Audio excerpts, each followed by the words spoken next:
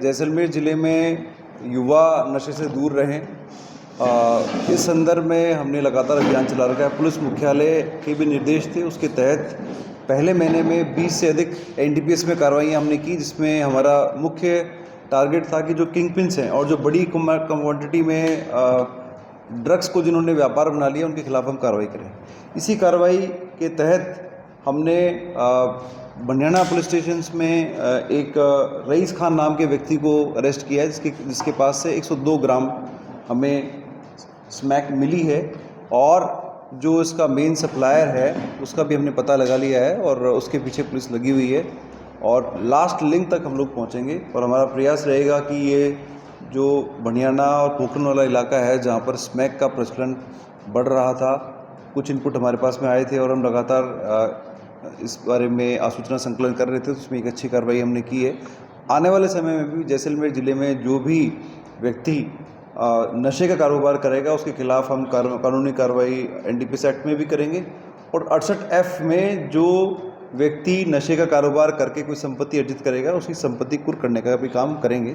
अभी 3 कुर्क की कार्रवाई अभी हमने की है इस साल, और भी हम कार्रवाइयाँ आने वाले समय में करेंगे। कितना माल बरामद हुआ है, उसकी क्या मार्केट वैल्यू है और किस तरह उससे और भी कड़ियाँ जुड़ सकती हैं? देखिए, 102 ग्राम स्मैक मिला है, जिसकी की मार्केट वैल्यू आप इंटरनेशनल मार्केट में काफ़ी अधिक है, परंतु इतनी बड़ी क्वांटिटी में, कमर्शियल क्वांटिटी में जो व्यक्ति काम कर रहा है उसके लिंकेजेस डेवलप करने के लिए हमारी टीम लगी हुई है। और आने वाले समय में भी जो मेन किंग पिन्स हैं, अधिकतर किंग पिन्स को हमने अंदर कर दिया है। जो फिर भी अगर कोई बचा है तो उनके खिलाफ हम कार्रवाई करेंगे, और मेन इनकी जो संपत्ति है जो इन्होंने एक गलत व्यापार करके अर्जित की उसको भी हम टारगेट कर रहे हैं, जिससे कि कोई नया व्यक्ति प्रोत्साहित होकर के इस कारोबार में ना आए। कितने लोगों एक व्यक्ति को गिरफ्तार किया है जिसके पास में ये स्मैक मिली थी, इसके जो बाकी लिंकेज है उसके खिलाफ हम कार्रवाई कर रहे हैं। बाड़मेर से ही कनेक्शन जुड़ा है और बाड़मेर एसपी से हम लगातार संपर्क में हैं, और पिछली बार भी जब जैसलमेर कस्बे के अंदर हमने कार्रवाई की थी तो उसका लिंकेजेस बाड़मेर से निकले थे और वहाँ पे भी एनडीपीएस की कार्रवाई एक एज अ रिजल्ट हुई थी। तो वो हम उसके लिए लगातार हमारी जिला पुलिस आपस में कोऑर्डिनेशन रहती है। दूसरा की है, हमने 2 डकैती की वारदात हुई थी पीटीएम थाने में। उसमें जानकारी ये आई थी कि एक गैंग है जो ये ऑर्गेनाइज तरीके से किसानों को लूटती है, क्योंकि जैसलमेर ज़िले के अंदर किसानों की संख्या अधिक है और जो नहरी बेल्ट है उसमें काफ़ी बड़ी संख्या में पैदावार होती है। तो इस तरह की गैंग एक्टिव होना काफ़ी चिंता का विषय था। इस पर हमने स्पेशल टीम बनाई और किशन सिंह जो मेन किंगपिन था, उसके साथ में रावल सिंह और श्रवण सिंह, इन 3 लोगों को हमने गिरफ्तार किया। किशन सिंह के खिलाफ पहले से भी 7 मुकदमे दर्ज हैं जो इसी तरह के हैं, जिसमें कि गुआर लूटना और जीरा लूटना, इस तरह की घटनाएं वो करते आए। इसमें हम लगातार कार्रवाई कर रहे हैं और उसकी समय समय पर आपको प्रेस नोट हम जारी करते रहते हैं। कल भी कार्रवाई की थी और इसके अंदर माइनिंग डिपार्टमेंट के साथ मिलकर के जहाँ भी इलीगल गतिविधियाँ, इलीगल माइनिंग एक्टिविटीज़ हो रही हैं उस पर हम लगातार कार्रवाई कर रहे हैं। मेरा आपके चैनल के माध्यम से आम जन से भी अपील है, अगर कोई इनपुट इलीगल माइनिंग का है तो तुरंत हमें बताएं, माइनिंग डिपार्टमेंट को बताएं, हम लोग इस पर सख्त कार्रवाई करें। है कि चोरी की जो घटनाएं हैं उसमें एक कारण नशा भी होता है। देखने में ये आया है कि स्मैक के नशे के करने के बाद कुछ लोग ऐसे हैं जो स्मैक खरीदने की स्थिति में होते नहीं हैं और वो चोरी की घटनाएं, छोटी मोटी घटनाएं कर देते हैं।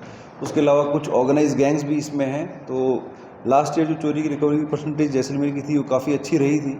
इस बार भी जो चोरी की घटनाएं हुई हैं उसमें काफ़ी गैंग्स हमने खुली हैं और लगातार हमारी टीम प्रॉपर्टी ऑफेंसेस में प्रायोरिटी के साथ में चोरी खोलने का गंभीर प्रयास करती है। जो भी ऐसे धार्मिक स्थलों पर कोई घटना होती है उसको गंभीरता से लिया जाता है, और जो भी व्यक्ति ये कार्य करता है, मुझे लगता है या तो मानसिक रूप से उसकी मानसिकता ठीक नहीं है, अदरवाइज धार्मिक जगह पे कोई ऐसा बहुत बड़ा सामान वो नहीं लेके जाते, परंतु धार्मिक भावनाएं जुड़ी हुई होती हैं, तो इसलिए हम उसको और सेंसिटिविटी के साथ में देखते हैं और जो घटना आप बता रहे हैं उसके वो हमारे संज्ञान में है और उस पर हमारी टीम लगी हुई है। अच्छा, जैसलमेर में किया गया और उसमें सीसीटीवी फुटेज भी देखे, तो अभी तक ऐसा कोई ठोस इनपुट हमारे पास में नहीं आया है जो घटना परिवादी द्वारा बताई गई, परंतु क्योंकि नाबालिग बच्ची के द्वारा ये घटना बताई गई है तो उसको गंभीरता से लिया जा रहा है।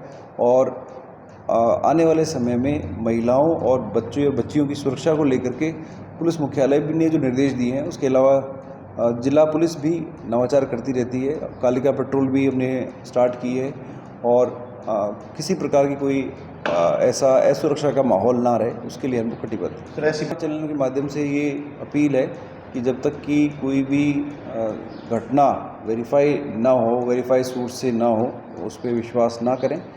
परंतु कोई भी अगर मान लो हमें सूचना देता है तो उसको हम गंभीरता से लेकर के उसका वेरिफिकेशन करते हैं और अगर सही हुआ तो प्रकरण भी दर्ज करके कार्रवाई है। सर लोगों को अब आने वाले समय में टेक्नोलॉजी का यूज़ क्रिमिनल्स के द्वारा भी किया जा रहा है, तो उसका तोड़ यही है कि आमजन भी जागरूक हो।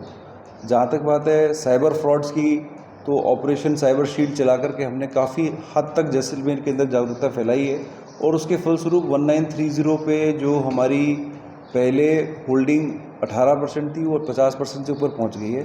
50% लोगों को हम बचा पा रहे हैं, ये बड़ा अचीवमेंट है। इसमें मैं अपनी साइबर टीम को बधाई दूंगा और सभी SHOs को, CEOs को बधाई दूंगा। टेक्नोलॉजी का प्रयोग में मैं जो है CCTV फुटेज भी एक इम्पॉर्टेंट इनपुट है। मेरा आप लोगों के माध्यम से ये रिक्वेस्ट है कि अधिक से अधिक व्यापारी वर्ग और जो अपने रहवासी इलाके हैं वहाँ पे क्रिटिकल जगह CCTV फुटेज कैमरा अगर लगेंगे तो कहीं ना कहीं अपराधियों में भी भय होगा और हमें भी क्रिटिकल इनपुट जो हमें चाहिए होते हैं वो मिलेंगे। पुलिस और सरकार भी अपने स्तर पे प्रयास करती है, कमांड सेंटर और अलग अलग स्कीम्स के थ्रू हम लोग कैमरा लगवा करके सर्वेलेंस का प्रयास करते हैं, परंतु इसमें आमजन का सहयोग भी आवश्यक है।